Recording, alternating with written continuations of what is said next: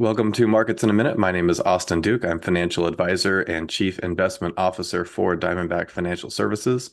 We are a wealth management firm focusing on clients who recognize the need for solid financial advice, who don't want to invest on their own, but still want to be educated through the process. This is the Monday, January 12th, 2025 edition. Let's get started.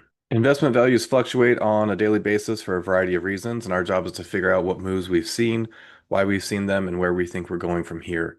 Diamondback Financial is a long-only investment firm, which means we keep your money invested in areas that we feel are going to offer the best prospects for growth instead of trying to quote unquote time the market.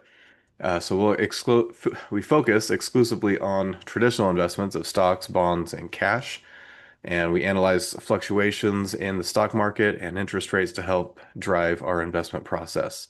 We got a lot to cover today because this is the first newsletter of the year, so we'll go through this relatively quickly, but over the last 2 weeks, the stock market, as measured by the S&P 500, ended up 0.49%. The last week of the year, we were on a little bit of a down note, but we've since turned positive here since the start of 2026. So year to date, our gain is actually 1.76%. Next, we'll look at interest rates as measured by bonds issued through the U.S. Treasury Department. We believe interest rates really are the preeminent measure of investment risk, and rates are factored into every investment calculation, including stock valuations. So, generally speaking, as interest rates go up, stock prices come down, and if interest rates are coming down, stock prices will go up. We had virtually no change to interest rates over the last 2 weeks. We did some research recently, and we're going to start including what are referred to as credit spreads. So corporations will pay an interest rate that's higher than what the U.S. Treasury bonds are paying. And part of that is default risk. The U.S. government can print money.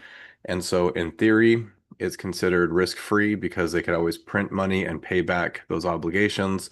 Whereas a corporation has to rely on sales and be able to pay interest back and the principal back based on revenues that they generate. So if a company were to default or go bankrupt, the probability that you're getting your money back is lower.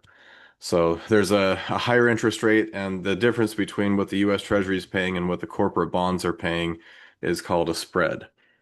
So the research that we had been doing recently centered around the correlation between the stock market and the changes to these spreads. So this white line that goes across the chart is the amount above and beyond a U.S. Treasury bond that a corporation has to pay for the debt that they issue. And this blue line is the stock market. So you can see where we have little spikes in these credit spreads, that's also in conjunction with the stock market coming down. So kind of makes sense, right? If the probability of a company defaulting or the probability of a company going bankrupt is increasing and we're demanding a higher interest payment, then the stock price should also come down because we don't have as much confidence that they are going to continue generating revenue and profits in the future. So we'll show this going forward, but the good news is these credit spreads are coming down, which is supportive of the general uptrend that we are seeing in the stock market. All right, for recent developments, again, this is the first one that we're doing for the year, so we'd like to look back at some of the predictions that we made a year ago and see how we did. The first one we made was that the Federal Reserve would lower the interest rate back down into the 3.5 to 3.75% range. We got that correct. That's exactly where it is right now. We also said something about the 10-year Treasury rising up to closer to 5%. That did not happen, thankfully. Well, that's our opinion. 10-year Treasury ended the year at 4.17%. We went with a base case of a 13% increase for the stock market. We got that mostly correct. We were actually too conservative. The stock market ended with a 16.39% return, so we were close. We wanted to see the potential for international and emerging market investments to outperform. We'd actually been thinking about this in 2024, and we got that incorrect, but We were just a year early because our emerging market investments did very well. We said something about, um, oh no, it was in 24. We were thinking double digit returns, and in some cases, almost double what the S&P 500 did for our emerging market investments. So we were happy about those for 2025. We predicted that the U.S. economy would be fine and there would be no recession. Um, we thought it would also be a roller coaster in the markets, and then we said that that was correct. We didn't have an official recession announcement, and yes, especially with the tariffs, it felt much like a roller coaster. Some of our predictions for 2026, we're expecting the federal funds rate will continue to decline. We think it'll end in the range of 2.75 to 3%. We think the majority of those are going to come in the second half of the year. Again, as mentioned in our last video, we don't think Jerome Powell has any intention of making any changes to interest rates, and his term expires in May, unless the data suggests he needs to make a change, he's not going to. And I don't think he's anticipating that's going to happen. When he's replaced, we are heavily anticipating that person will be aggressively reducing interest rates. And we believe that there is a scenario where they could actually lower rates beyond the 2.75 to 3% range and then have to correct and raise rates by the end of the year. So, we'll see. I mean, it's always a new day, and there's always something new every day, it seems. Our base case for the S&P 500 is to end around 7,800, which would be another 14% increase. Um, and again, we went back and forth on this one because typically since the financial crisis, we've seen a pretty regular pattern of the stock market going up or being positive 3 years and then being down or flat 1 year. And we've now had three positive years in a row after 2022 was down. And so technically we are due for another down year. But we just think that there's going to be too much that President Trump and Congress do to try and get the economy going so that they can hopefully maintain majority at the midterm elections that we think the stock market's going to be positive for the year. Um, we are intending to keep our international and emerging market investments overweighted for the first half of the year as well, thinking those are going to continue to outperform for the first half of the year. But again, once the new Federal Reserve Chairman comes in and once we start seeing some of these lower interest rates and other policies that we're anticipating, we think that the stock market will outperform here in the U.S. It'll outperform our international investments. And then we also think the U.S. economy is going to be fine, and we're not expecting a recession in 2026. All right, for our expectations portion, again, this is a lot of thoughts that we're having, and the first 2 weeks of this year feel a lot like the first 2 weeks after President Trump took office, or really 3 months, or really the whole year. I mean, it feels like every single day there's something else that we now have to put into our analysis. So I think that the overarching theme for 2026 is going to be the midterm election. We are very much not in favor, but of the opinion that President Trump is going to do everything that he possibly can to try and keep the economy going, to try and get consumer sentiment higher so that when it comes time for us to go to the polls, we're going to feel so good about things that we're going to keep voting for the people who are currently running the country. We've already seen in the last 2 weeks President Trump come after institutional buying of single family homes. I can remember back in the financial crisis when companies like Blackstone were coming onto the market and they were buying these single family homes that were upside down in their mortgages and really helped to stabilize the real estate market so that we could recover from that.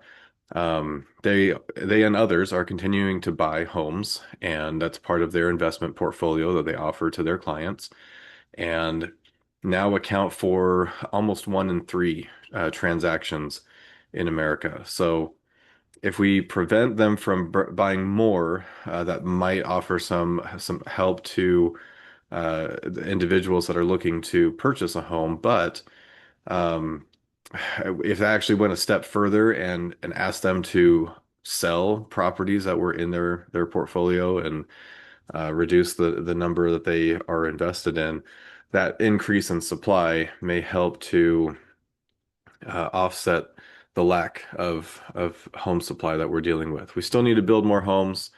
Um, but again, it's a tricky situation because I don't know anybody who owns a home who wants their home price or home value to go down. So trying to figure out how to make things more affordable is going to be a difficult challenge. But that's one thing that they're trying to do.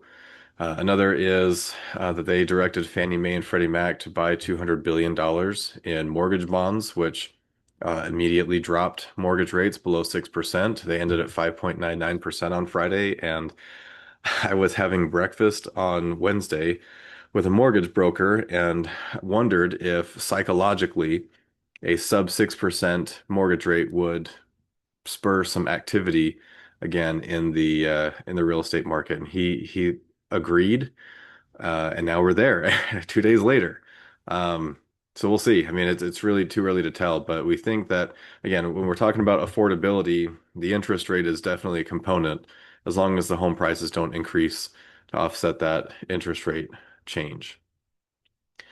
Let's see. President Trump on Friday directed credit card companies to cap interest rates at 10% for 1 year. Again, trying to make it so that we're not paying as much money on our credit cards or on our mortgages, keeping more money in our pockets. Um, and oh yeah, there was this little news announcement, I guess, of the capture of a Venezuelan president. Um, and now I think President Trump's trying really hard to use this as a way to get gas prices lower so that we're spending less on gas at the pump. Uh, some other fiscal stimulus that we're looking at is the One Big Beautiful Bill that was signed by Congress last year should offer higher tax refunds for a lot of Americans this spring. President Trump has also mentioned a couple times using the tariff revenue that they've generated to provide stimulus checks of sorts to Americans. So putting more money in our pockets, having lower interest payments that we have to make, could be powerful to boost the economy in the second and third quarters, which is leading right into the midterm elections. One hesitation we have there is there a point where it becomes too much, right? Does our national debt become so big that uh, bond investors are going to demand a higher interest rate, and that this actually has the opposite effect that the president's looking for, and only time's going to tell on that one. What else? So we think we're going to see strong GDP. We don't necessarily think inflation's going to be an issue. I mean, we spent the decade following the financial crisis with sub 2% inflation, and we had an economy that was rolling along in a stock market that was rising. We don't think that necessarily has to go hand in hand. We're obviously not professional economists, and a lot of professional economists are telling us that it could be a problem. So, something that we're paying attention to. But we would expect inflation, the CPI inflation report to come through about 2.5 to 3% here in the first half of the year, and then 2 to 2.5% in the second half. Uh, and then finally, we feel like there's a global talent war with workers. We're seeing artificial intelligence. Um, I guess the exuberance that we've had is not yet translating into actual efficiencies, and so we still think that there's a lot of people moving around to different companies, and we're trying to pay attention to who's getting a lot of that talent because those are the people that will drive the future sales and revenues and profits for companies.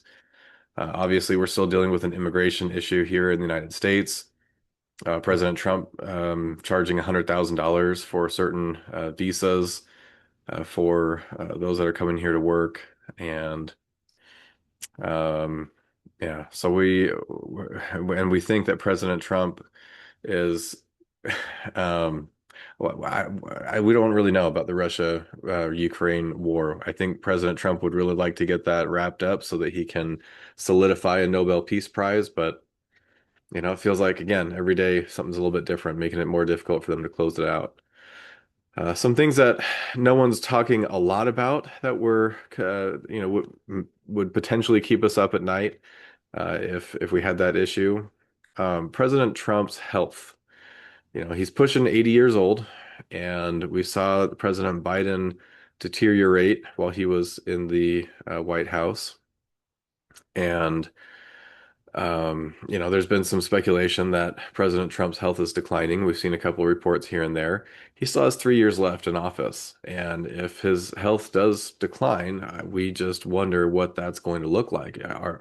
Are they going to be able to have people run the show for him? Are they going to remove him from office? Because that wasn't necessarily the easiest thing to do when the 2020 election ended. So, um, again, that's just something that we wonder, what are the real impacts if that were to be development here in the next couple of years. But we're seeing more social unrest, right? Immigration crackdowns, fraud.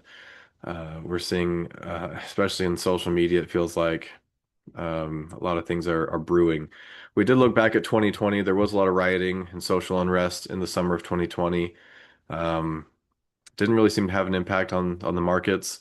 It was very heavily driven by COVID and vaccines. And when we felt like we had a vaccine that was going to get approved, then the stock market was going up. If we saw a resurgence of COVID or the vaccine got delayed, we saw a decline there. But um, social unrest could be an issue. Tactics could always change, and things could be done that would potentially impact the market. So we're trying to pay attention to that. Healthcare in the U.S. is one of the biggest concerns that Americans have, especially among the older population. It sounds like the Obamacare subsidies are being voted on that would extend them for 3 years and essentially kick the can down the road to the next administration. Um, and hopefully we can come up with a better solution between now and then. But the other one that I'm hearing whisperings of still have to do with private credit. So in the banking world, right, you go to a bank, you get a loan, you pay that loan back. Um, and if you are unable to pay that loan back, or if the bank runs into issues, they have the Federal Reserve there, FDIC insurance, et cetera. In the private credit world and private equity world, they don't have the backstops necessarily. And there's been speculation that, especially with artificial intelligence, that money's just been getting thrown out there, and people don't put their money into projects that they don't anticipate getting a return on their investment. So we've had some private credit companies or funds already blow up, and it hasn't been anything to cause a systemic concern.